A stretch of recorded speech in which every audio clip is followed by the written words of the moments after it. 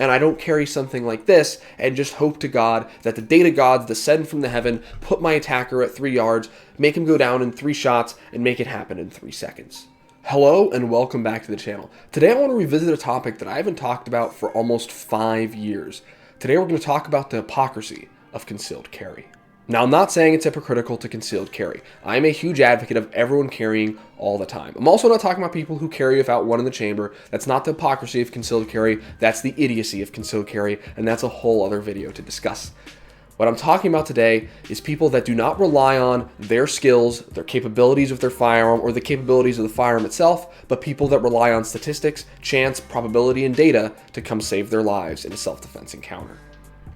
3 yards, 3 rounds, 3 seconds. You've probably heard that or some variation of it, whether it was from someone at your local gun store, someone at your local range, or just some yahoo on the internet. Someone has told you or even convinced you that if you ever get in a self-defensive encounter, it's going to fall somewhere within those parameters where the bad guy is going to be pretty close. He's going to go down in just a couple rounds, and it's going to happen just like that.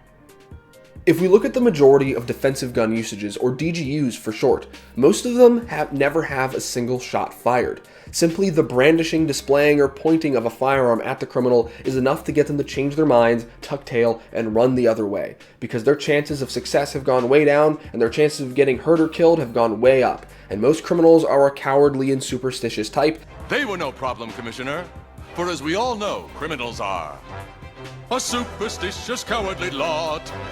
They plan and plot, but they always get caught. Who are doing this out of financial or property reasons for personal gain. And if the only thing they can personally gain is their own death or injury, they're going to change their minds and they're going to go the other way and find someone else to be their victim. So, simply having a firearm on you that you can pull out, whether real or not, whether loaded or not, based on data and statistics, 90% of the time is going to be just enough for you. In fact, if we really look at the data and statistics, the chances you'll ever need a firearm at all are very low. So in reality, by data and statistics, you could carry a fake firearm that's unloaded, you'll probably never need it, and if you do need it, simply pulling it out and pointing at the bad guy will be enough to get him to run away. Now, how ridiculous does that sound? That sounds pretty ridiculous to me, right? We carry a firearm for a reason. We don't just carry nothing. We don't carry a fake gun. We carry a real loaded gun because we know if we have to pull this thing out, we better be damn ready to use it. Yet at the same time, we might carry a gun that's loaded. We might carry a real firearm, but we may not be ready to use it, or maybe a firearm that's not that ready to be used. More and more these days, I see people carrying smaller and smaller pistols as manufacturers are able to cram more and more rounds into these smaller packages. And that's great. Capacity is fantastic. Years ago, people carried guns like the Glock 26 that only held 10 rounds and thought it was just as capable as something as a Glock 17, Glock 19 that could carry 15 or 17 rounds. However, there is still a flaw with these small little pistols, and that is shootability. Yes, you might have more rounds packed in a smaller package, but it's still a smaller package nonetheless, and the laws of physics still apply. A smaller, lighter pistol gives you less surface area to grip and less weight to help fight recoil, meaning this is going to be harder to shoot in those self-defense encounters where stress is up and your skill level might be down.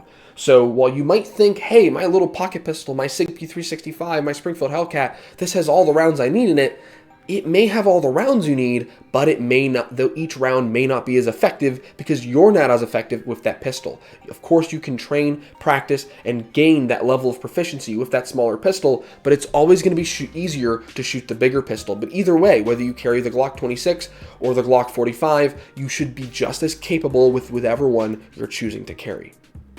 So a small slimline pistol might just be enough for those average DGU encounters that only require a couple rounds to be fired, and that's the end of it. However, what about something that is beyond the average? What about what's been happening lately? Lately, we've been seeing more and more instances and situations of people on narcotics that affects their nervous system to such a level where they take 10, 15, 20 rounds before they reach a psychological or physical stop. Meaning that something like this, or even something like this that holds 17 rounds, may not be enough to stop your bad guy. You might even need to carry a reload just due to the narcotics they're on, just so they can steal from you and buy more narcotics, or the narcotics they're on puts them in sort of violent rage where there's nothing that will stop them other than them being actually stopped. Now, you might think you're prepared for the mugger in the alley, or even the individual high on some sort of narcotic who has become mentally unstable and physically violent. But what about another category of criminal, a category of evil? I'm talking about religious and ideological extremists. I'm talking about mass shooters. I'm talking about terrorists. I'm talking about active killers. I'm talking about mass murderers.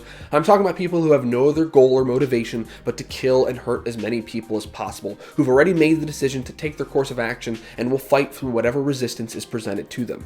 Those are the situations, your Eli Dickens situation, your Stephen Paddock situations, where the little carry pistol you have or the limited amount of training and experience you have may not be enough. And you might say to yourself, well, the chance of me encountering that are very slim. How do you know? What are actually the chances of encountering that? It seems to be every day in the news we hear about a new mass shooting, and there's discussions of why they're happening, or who they're happening to, or who might be causing them. That's a totally different discussion, but they're happening nonetheless. These sorts of situations do happen, and you could get caught in those. And the way you get caught in those is not the same as, oh, you're going through a bad neighborhood, or you're in a bad part of town, or you're here where all the crack addicts hang out, so just avoid those areas, you'll be good to go. This is a very different sort of targeting. You could be targeted due to your socioeconomic status because you're in a wealthy neighborhood, or you could be targeted because you're in an area with lots of people, a movie theater, a grocery store, a theme park. These sorts of situations where it's not a, oh, I avoided the bad areas, so I should be good to go. You could be in the good areas and still be a target for this sort of attack. And those are the situations where you could have multiple attackers, where you could have much better armed attackers, right? A mugger is not going to walk around with a rifle and a plate carrier, but an active shooter might. Those are going to be situations where you're going to see the difference between having a subcompact and full-size pistol. And I promise you, if I was in a situation like that, if I ever get in that, I'm going to be very glad that I carry the best pistol I possibly can, and I don't carry something like this and just hope to God that the data gods descend from the heaven, put my attacker at 3 yards, make him go down in 3 shots, and make it happen in 3 seconds. Alright guys, if you liked the video, if it helped you think about some things, got your brain going and thinking, maybe I need to train a little more, maybe I need to get a more capable pistol, a pistol that I actually feel confident carrying, go and leave a like down below.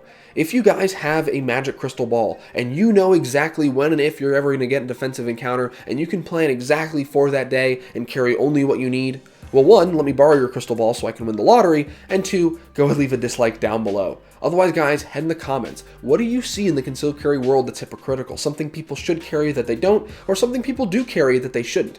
Go ahead and let me know in the comments down below. Otherwise, guys, I'm working on new videos, so subscribe and stay tuned.